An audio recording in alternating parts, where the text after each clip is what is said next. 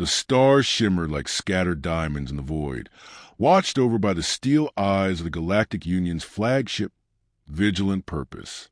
Within its polished command deck, alien officers stood in effortless precision, their uniforms glowing faintly with embedded circuitry.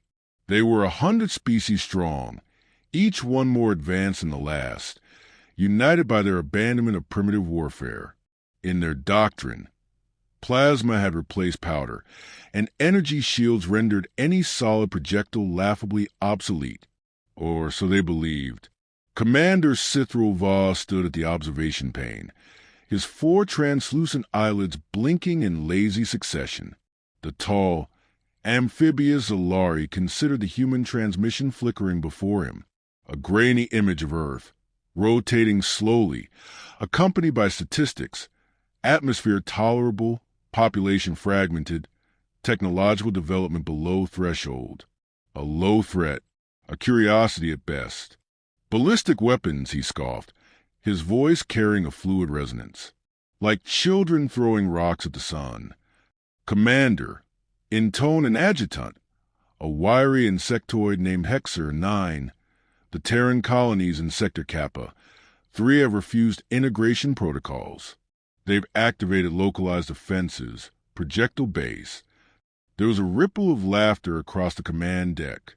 One of the Arthesians, a crystalline being whose species once shattered moons for mining, chimed in with a sardonic chuckle. Shields will render their efforts moot. Shall we amuse ourselves with a training op? Cithril waved a web hand. Dispatch the Void Wardens. Let them sweep the sector clean. No need for orbital strikes. Show the primitives how far they lag behind. The decision was logged, processed, and executed within minutes. Drones launched from docking bays, drop pods were loaded, and the infamous Void Wardens, bio-augmented warriors clad in reactive armor and equipped with energy weapons that could vaporize steel, prepared for insertion. No one questioned the outcome. The Union had not lost a single engagement in over a century. Conflict was a formality, not a risk. The soldiers trained against simulations of kinetic attacks only as a curiosity, a nod to history. It had been generations since any opponent had used bullets. But far away, on the scrubbed red plains of New Horizon, an arid Terran colony perched on the edge of the contested frontier. Someone had remembered the old ways. A small breeze stirred the dust across the high ridges overlooking the valley. The terrain was bare, unforgiving, but offered commanding view of the planned Union landing site. A man lay prone, his body covered in a heat-dampening cloak that merged into the rock around him. His eyes, sharp and unblinking, watched through the scope of a long, matte-black rifle cradled in weather hands. Sergeant Elias Ward exhaled slowly. He didn't wear power armor. No drones buzzed around him. His rifle didn't hum with energy or gleam with augmented optics. It was a relic, a bolt-action sniper rifle he'd personally maintained and modified over the years. The round chambered in it was hand-loaded, jacketed for penetration. He didn't need much, just patience, and one good shot. A distant shimmer caught his attention. Drop pods began falling from orbit like falling stars, their trajectories controlled with surgical precision. The Void Wardens were arriving. He adjusted the scope, tracked their descent, and let his breathing still to near nothing. Back in the colony, leadership had debated surrender. They knew the odds. But Ghost, Elias's old call sign, had volunteered to stay behind. Not to win a war, just to remind them who they were fighting. As the first pod landed and hissed open, he watched a towering alien warrior step out, scanning the horizon with a cold, precise gaze. The armor shimmered with a reflective sheen, and a bubble of pale blue energy flared as it activated its shield matrix. Ghost didn't aim for the chest. He aimed just under the helmet, where the collar of the armor met the soft flex metal junction at the neck. His finger tightened on the trigger. The rifle bucked silently, the suppressor absorbing the report, but nothing could fully mute the force behind the .338 caliber round. The shot traveled the distance in under 2 seconds. There was no warning. The alien's head snapped back, and the body collapsed in a heap. Confusion rippled across the squad. The others dropped into cover instinctively, weapons raised, scanning wildly with energy sensors. But there was no radiation spike, no heat bloom, no trace of an enemy weapon signature. Just silence. Then another shot. A second warrior jerked sideways and slammed into dirt, twitching once before going still. Panic spread like blood in water. One tried to activate recon drone, but its optics shattered as a round punched through it mid-flight. Ghost adjusted his position by inches, working the bolt with a smooth, practiced motion. The rifle whispered, another body fell. He knew he had only minutes before they'd triangulate his approximate location. But that was fine.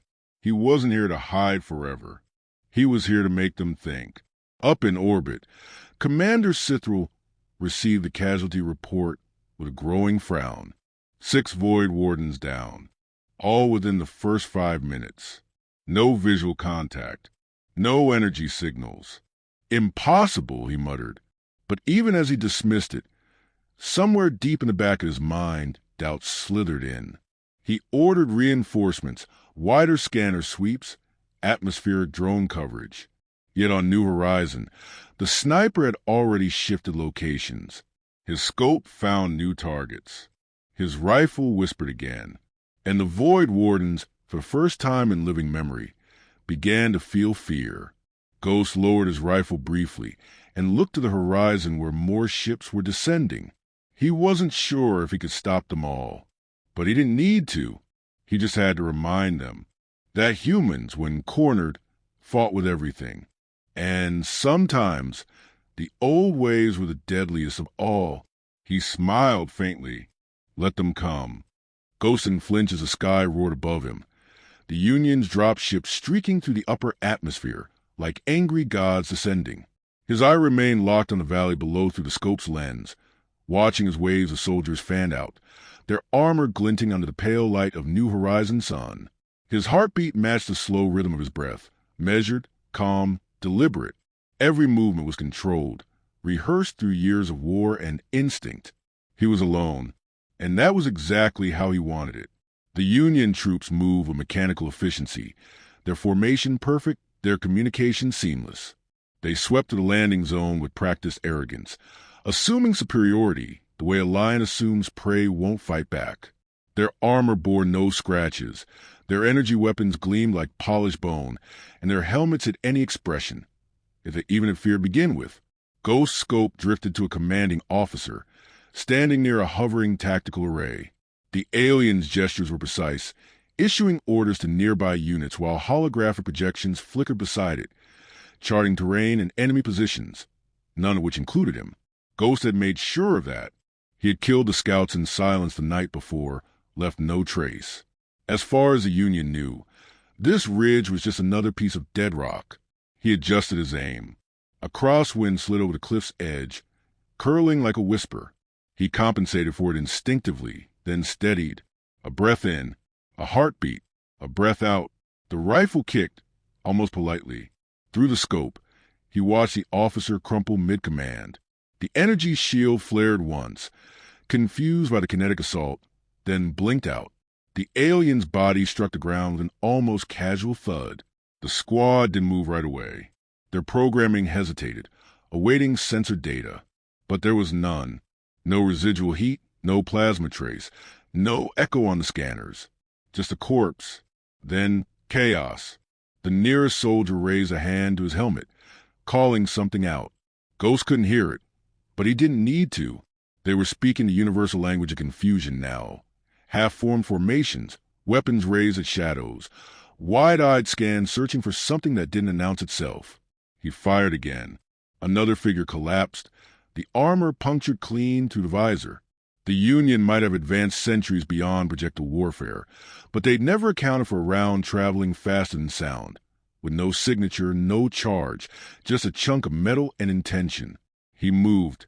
Ghost never stayed in one place after a shot. He slid back from the edge and crawled to his second nest 30 meters to the east, belly close to the dirt, steps slow, deliberate. He was a shadow, a rumor in the wind. From this new position, he had a view of the eastern flank. The aliens had split, searching for elevation, likely hoping to flush him out. One of them moved toward a rocky outcrop, cautious, slow. Ghost respected the attempt. It showed they were learning. It didn't save him. A whisper from the barrel, and the alien's knee exploded, dropping him in a scream of metallic distortion. Ghost let him crawl for a few seconds before ending it. Mercy wasn't part of this war. Not after what they did on Vega. Not after what he saw in the refugee camps. He breathed through his nose, steady, focused. A drone zipped by overhead, its scanning beam painting the ground in a grid pattern. He froze beneath the netting, the camo cloth molded to the rocks with dirt and dust. The drone paused, sensors narrowing. For a split second, Ghost thought it might find him. He held still, didn't blink. Then it moved on. He exhaled slowly, then shifted his scope toward the command structure the Union had begun assembling at the base of the valley. Rushed? Temporary. An insultingly light response to what they still believed was a minor threat. He would change that. A small detonation below drew his attention. Someone in the colony had detonated a buried charge, likely homemade. Dust clouded the air as Union soldiers scattered from the blast, taking cover behind armored personnel skimmers. Human resistance fighters were engaging. Brave, maybe foolish, but they were outgunned and exposed. Ghost didn't hesitate. He began picking targets, 3 in under 30 seconds. Each round dropped a Union soldier that had been closing in on the humans. Panic rippled through the alien line as they realized the sniper wasn't just hunting them. He was coordinating. One of the resistance fighters looked up toward the ridge, confused. They didn't know who was helping. They didn't need to. Ghost preferred it that way. Below, a Union officer ducked into cover behind a tactical barrier. He tapped at a panel, likely rerouting a combat drone swarm. Ghost's scope flicked to him, and he squeezed the trigger. The round punched through the console, and the officer's skull in a spray of oil and dark ichor. They still didn't know where he was. Only that death came from above, from the land itself. A voice crackled through his earpiece. Colonel Reyes, back at the colony command post. We're reading impacts. You buying us time, Ghost. He didn't respond. He rarely did. But Reyes knew what silence meant. Affirmative. The colonel added, quieter, they're scared. Keep them that way. He would. That was the plan. Not to win. Not yet. Just to make the Union bleed. One by one. As the sun dipped lower and the Union forces tried to reorganize, Ghost remained motionless, a living echo of humanity's forgotten violence.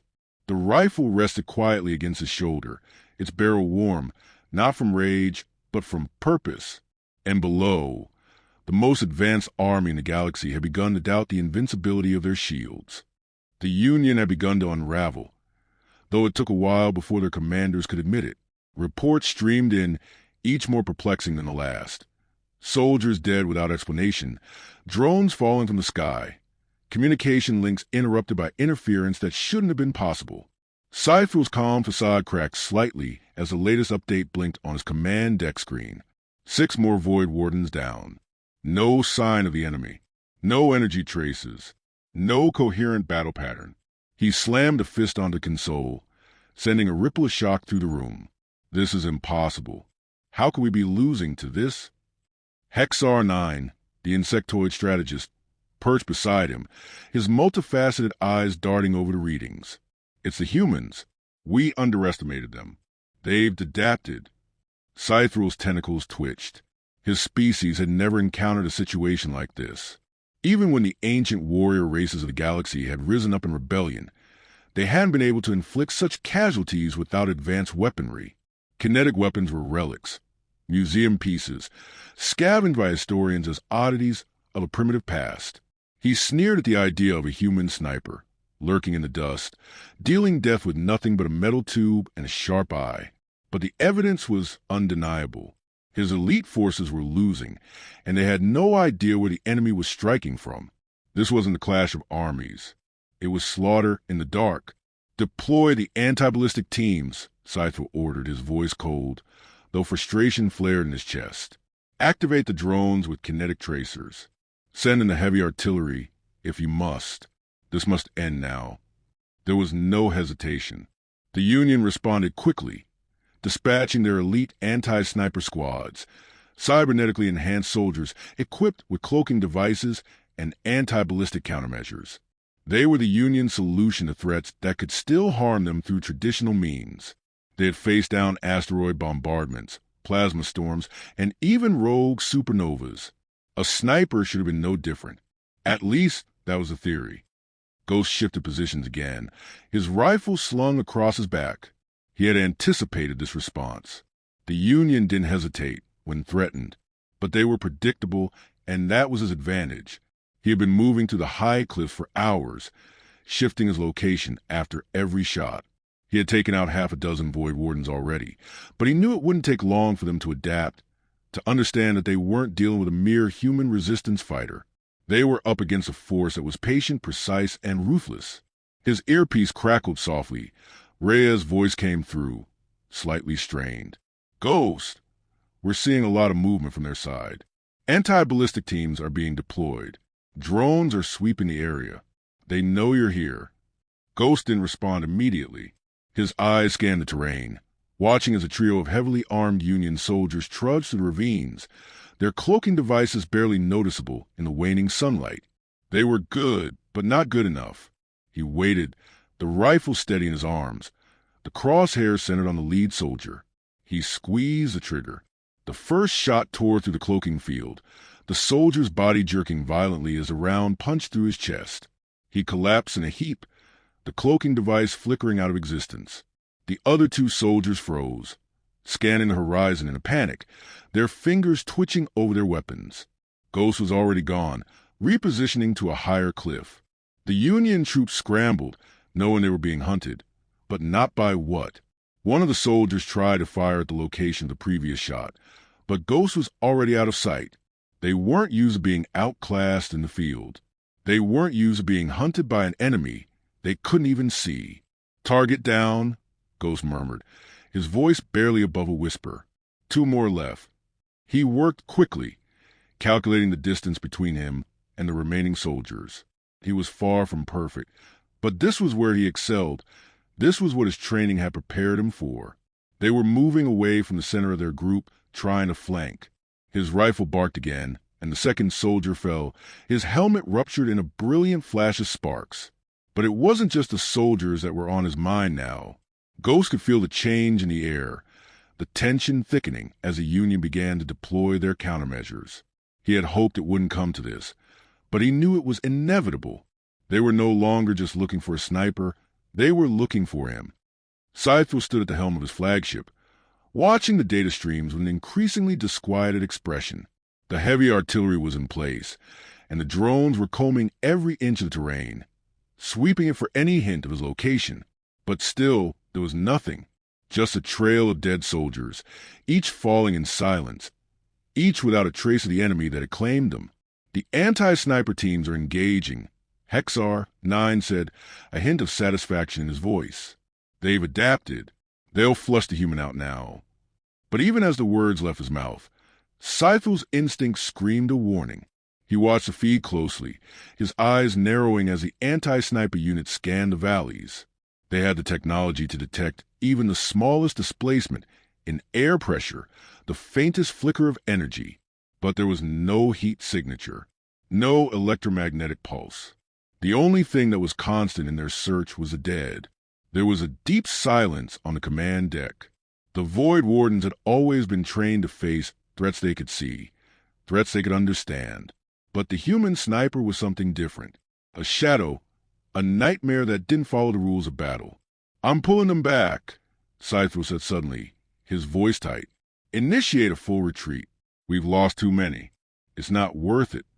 "Commander," Hexar 9 started to protest, but he was cut off. "No, it's over. We leave now, or we risk total annihilation. I've seen enough." The orders were given, the flagship's engines flaring to life as it began its ascent. The Void Wardens would be leaving the planet, their mission a failure. They would regroup, rethink their strategy. But somewhere out on the high cliffs, Elias Ward would be watching them go. The stars above New Horizon had started to glow brighter as the Union ships ascended into the cold, indifferent expanse of space. The warships were retreating, their engines flaring as they broke through the atmosphere, leaving the barren planet behind. To those who remained on the surface, it was a bittersweet victory. The Union's withdrawal was a testament to the resilience of the human spirit, but the cost was still too high. Ghost knew that well enough. He had witnessed in the eyes of the resistance fighters who had survived the onslaught, their faces painted with both triumph and the unmistakable mark of loss. He sat on the high ridge, rifle resting across his knees, watching the ships fade into the stars. His hand lingered on the barrel, the cool metal smooth beneath his fingers. He could still feel the vibrations from each shot, the steady rhythm of his heart that had kept pace with the fire of his weapon. It was over. The Union had been defeated, at least for now. But something gnawed at him, an uncomfortable truth he hadn't allowed himself to acknowledge until now. The war was far from over. This battle, this small victory, was nothing more than a brief respite in a conflict that would undoubtedly rise again. The earpiece crackled to life, breaking his thoughts. "Ghosts, we're pulling out." Rhea's voice came through, steady but tinged with weariness. "The survivors are safe, but we've got a lot of ground to cover. Time to head out." Ghost didn't reply immediately. He didn't need to. He knew what was expected of him. The fight had been long, and the colony was barely standing. They would need all the help they could get in the coming days, especially as the Union licked its wounds and retooled. The human resistance wasn't an army. It wasn't even a force that could hold the line indefinitely. But for now, they had sent a message. And that was something. His gaze shifted across the horizon one last time, watching as the last of the Union ships disappeared into the cold darkness. He knew the retreat wasn't a defeat for the aliens. It was a tactical withdrawal. They would regroup, analyze what went wrong, and come back stronger. It was inevitable. But Ghost didn't mind. He had done his part. He had shown them that humanity wasn't as weak as they thought. The sun began to dip below the ridgelines, casting long shadows over the barren plains of New Horizon. Ghost stood up slowly, his legs stiff from hours of crouching in the same position. The wind had picked up, dust swirling around him like the ghosts of fallen soldiers. His rifle felt heavier now, though not from the weight of the metal. It was the weight of the choices he had made, the lives he had taken. For a moment, he thought about the future, about the war that would continue, about the next battle that would come sooner rather than later. As he began to gather his gear, a shadow fell across him, a figure moving steadily toward him across the desolate landscape. Ghost's instincts flared, his hand reaching for his rifle in a reflexive movement. But the figure wasn't an enemy. It was Reyes, walking with the same slow, deliberate pace he had seen in the Colonel for years. He was no stranger to loss, no stranger to the heavy toll war took on a soul. Reyes stopped a few feet away, his face obscured by the dust and grime of battle, but there was no mistaking the weary respect in his eyes. "We've got a lot to do, Ghost," he said, his voice low but firm. "But we wouldn't have made it through this without you." Ghost didn't respond. There was nothing to say. The victory, such as it was, felt hollow. They had won the battle, but the war was far from over. The Union might have retreated, but they would be back. They always came back. It was just a matter of time. Reyes paused for a moment, as if weighing something heavy in his mind. "I don't know what happens next. We don't have the resources to fight them head on, but we've got you. And as long as you're here, I think we can make it." Ghost nodded slowly, acknowledging the truth in Rhea's words. The Colonel had always been pragmatic. He knew the odds better than anyone, and yet he still believed. Believed in the fight. Believed in the people who fought alongside him. "Let's get out of here," Reyes added, turning away, his voice more like an order than a request. "We've got a lot of work ahead of us." Ghost stood still for a moment longer, taking one last look at the horizon. The Union was gone, but the danger hadn't passed. It never would. The battle was over, but the war had just begun. As he turned and followed Reyes down the ridge, Ghost allowed himself a fleeting thought, something between hope and certainty. The Union might have underestimated humanity this time, But they wouldn't make that mistake again. And next time when they came back, he would be ready. They would all be ready. For now, though, he had done what he'd set out to do. He had reminded them the humans were no longer the underdogs in this fight. They were a force to be reckoned with. And that, for now, was enough.